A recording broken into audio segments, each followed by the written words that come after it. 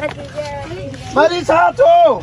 ए साईं भैया जणी दी मुखे मथे में हणदी होया वेला वेल क्यों थी बार के शेन तो निरगो डटा तो रेसे डटा बाबा हाने हलो दा सामो दुकान ते पुगाव अची हिकु कस मेरे नो तई पियो हेडे तई छा कया काडे वना तो पाले न पाले उतो तो पा माते वयो दे तई बेस्तो नथी दो ते तई मन नाल दो आगे बची जाऊं दा थैली अचू हलिया वो चेस तो है दुकान अटा हटटी तो जा है दुकान वटी तो जा ना इने करे मैं पार्क में बाहर उठी नहीं दो सिर्फ तुजी वजह से करे समझी हल पुटा हलिया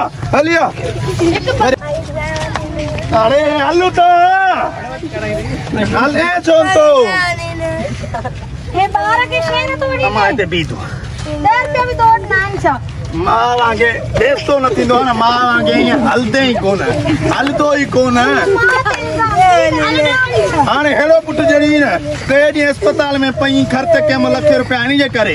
न पी तेलम नरको माते जेकी बार गलती करे रको मात बस सही असा तेड़ा न होया असा भी आयो ना असा के पीरन जणियो आ न हां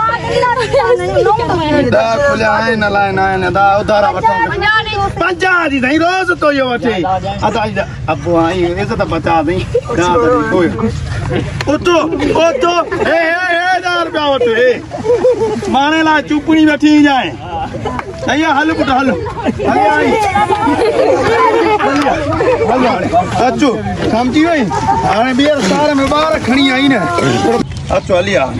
हाने कंजो कई मुझे लाए तू मुझे बारन के रुको बेइज्जती तो करे फलान तीरिया मतो असा गडते कदे भी नहीं थम हाने वारी दिस तू भी रुसी वही न बारन की एक नंढन बारन सा जेड़ो हुंदो हाने हेकुले ते गर्मी आ पार्क हजार पे भरियो आ तो अंदर खेडना बियो अटे आना तुजी कावड़ा भरियो दी तो बेइज्जती करे बस हाने बस ना तो हाने ते तो कदे भी नाल न हेरे साईं हेलो मानन जे मुंह ते बेइज्जती तो करे साईं अम्मा हे तुजी मां हुई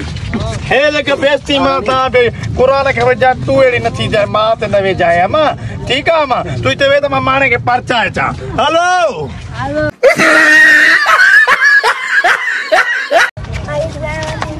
अरे हल्लू तो हले चोंतो हे बार के शेन तो हमारे भी दो दर पे भी दो नान छ मां वांगे बेस्तो नथी दो ना मां वांगे हलदे ही कोन हलदो ही कोन हाने हेड़ो पुट जड़ी न ते डी अस्पताल में पई खर्च के लाख रुपया नहीं जे करे न पी तेलम नरको माते जेकी बार गलती करे रको मात बस सही असा तेड़ा न होया असा भी आयो ना असा के पीरन जणियो आ न हां दा खुलाए न लाए ना दा उधारा वठो 50 दी नहीं रोज तो यो वठे अदा अबो आई इज्जत बचा दई दा ओए ओतो ए 1000 रुपया वठे माने ला चुपनी बैठी जाए भैया हल पुट हल अचो समझी वही हाने बियर सारे में बाहर खणी आई न